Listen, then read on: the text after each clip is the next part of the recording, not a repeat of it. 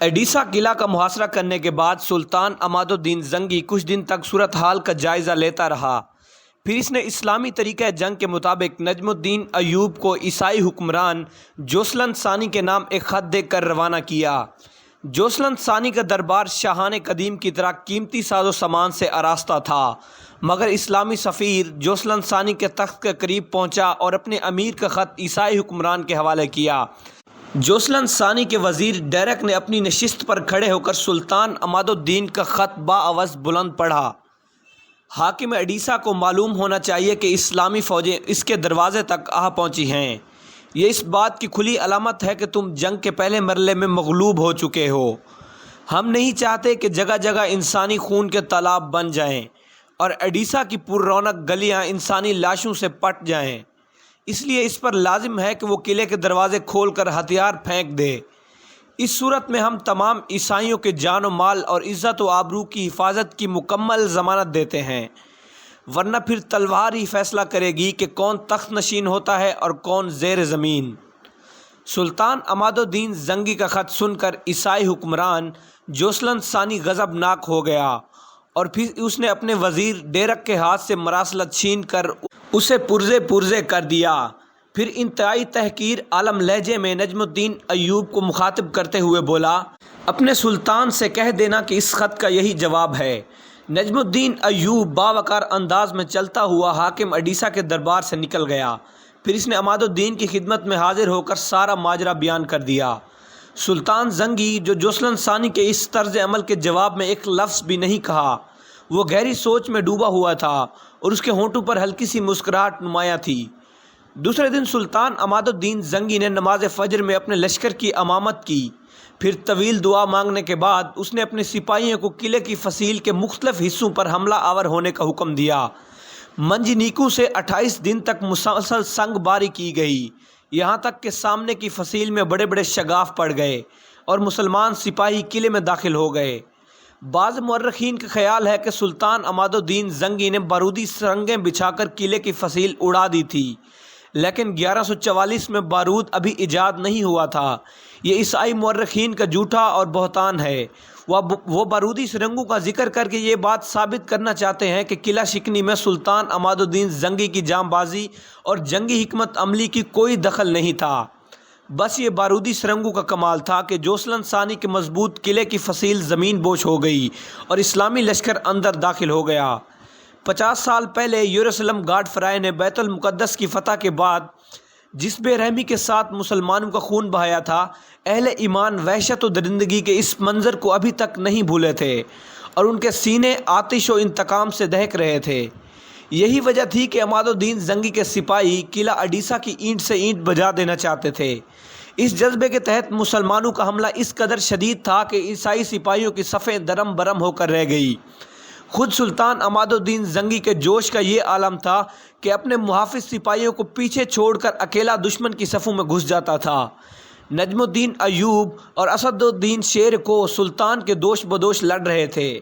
دونوں بھائیوں نے کئی مرتبہ سلطان کو سمجھانے کی کوشش کی کہ آپ خود کو ہلاکت میں نہ ڈالیں، کسی فرما روا کے لیے طریقہ جنگ مناسب نہیں۔ سلطان عماد الدین زنگی اپنے سپہ سالاروں کو سخت لہجے میں جواب دیتا کہ ہلاکت اور عافیت صرف اللہ کے اختیار میں ہے، قبر کی رات تو قبر ہی میں کٹے گی۔ پھر چند گھنٹوں بعد ہی عیسائی فوجیں پسپا ہونے لگی۔ مسلمان سپاہی قلعے کی بلند دیواروں کو انسانی خون میں ڈبو دینا چاہتے تھے، مگر سلطان عماد الدین زنگی نے ایک سخت فرمان کے ذریعے اپنے فوجیوں کو عیسائیوں کے قتل عام سے روکا۔ عام شہریوں کے ساتھ ہتھیار ڈال دینے والے سپاہیوں کی بھی امان بخشی کی گئی۔ پھر جب یہ طوفان بلاخیز تھم گیا تو سلطان عماد الدین زنگی نے تمام قیدیوں کو رہا کر دیا اور عیسائیوں کے گھروں سے لوٹا ہوا مال بھی انہیں واپس کر دیا۔ ایڈیسا کا حکمران جوسلن ثانی کسی خفیہ راستے سے فرار ہو گیا تھا۔ ایڈیسا کی شکست کی خبر سن کر پوری عیسائی دنیا میں صف ماتم بچھ گئی۔ یروشلم کے ایک پادری شمعون نے اپنا گریبان چاک کر دیا اور سر کے بال نوچ ڈالے۔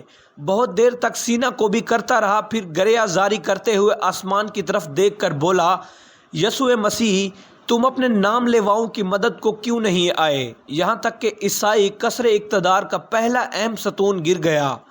میں نہیں جانتا کہ اب مسلمانوں کا قدم کہاں رکیں گے۔ اے مقدس باپ، تو ہی انہیں روک کہ ہم بہت عاجز و ناتواں ہیں۔ ایک ہی شکست نے صلیبیوں کے ہوش و حواس اڑا دیے تھے۔ دوسری طرف مسلمانوں کی مسرت و خوشی کا یہ عالم تھا کہ عربی کے بڑے بڑے شاعروں نے سلطان عماد الدین کی شان میں طویل قصیدے لکھے تھے۔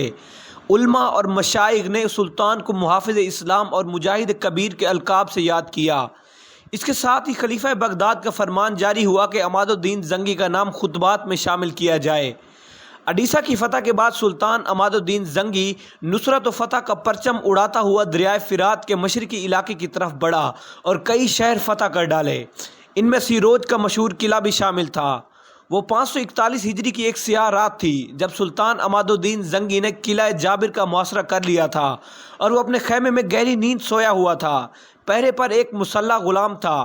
جب رات آدھی سے زیادہ بیت گئی اور ہر طرف سناٹا پھیل گیا تو وہ غلام دبے قدموں اپنے آقا کے خیمے میں داخل ہوا اور سلطان کے سرہانے جا کر کھڑا ہو گیا۔ شمع کی مدھم روشنی میں غلام کی نظریں سلطان کے چہرے پر مرکوز تھیں۔ پھر جب اسے پورا اطمینان ہو گیا کہ سلطان پر گہری نیند کا غلبہ طاری ہے تو اس نے آہستہ سے تلوار نکالی اور پے در پے سلطان پر کئی وار کیے۔ 65 سالہ سلطان نے سنبھلنے کی بہت کوشش کی مگر خون اس قدر زیادہ بہہ چکا تھا کہ تھوڑی ہی دیر میں عماد الدین زنگی کی موت واقع ہو گئی۔ قاتل غلام رات کے اندھیرے میں فرار ہو گیا۔ لوگوں کا خیال ہے کہ قلعہ جابر کے حاکم نے زر کثیر دے کر سلطان کے غلام کو خرید لیا تھا، لیکن حقیقت یہ ہے کہ عماد الدین زنگی کا وہ غلام اپنے عقیدے کے اعتبار سے باطنی تھا اور حسن بن صباح کا پیروکار تھا۔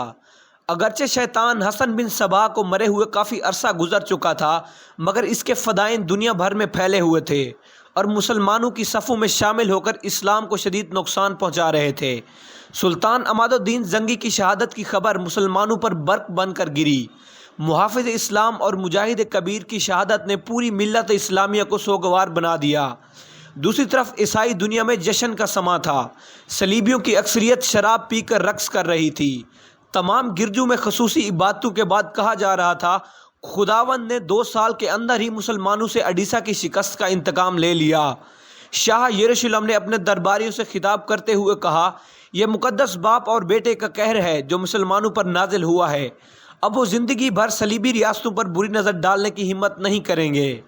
سلطان عماد الدین زنگی کا بڑا وجیہ اور پرشکوہ انسان تھا۔ بڑے سے بڑا بہادر بھی اس سے آنکھ ملا کر بات نہیں کر سکتا تھا۔ وہ عابد و زاہد بھی تھا اور منصف و عادل بھی، رحم دل بھی تھا اور فیاض و سخی بھی۔ وہ سر بلندی اسلام کے لیے زندہ رہا اور اسی مقصد کی تکمیل کے لیے اپنی جان بھی نذر کر دی۔ سلطان عماد الدین زنگی کا مشہور قول ہے، میں ریشم کے نرم بستر سے گھوڑے کی پشت کو، دلکش راگ سے جنگ کے شور کو اور زہرہ جبینوں کے میٹھے سروں سے ہتھیاروں کی جھنکار کو زیادہ پسند کرتا ہوں۔ جب سلطان عماد الدین زنگی کی شہادت کی خبر موصل پہنچی تو پورے شہر پر کسی ماتم کدے کا گمان ہونے لگا۔ لوگ روتے ہوئے اپنے گھروں سے شاہراہوں پر نکل آئے۔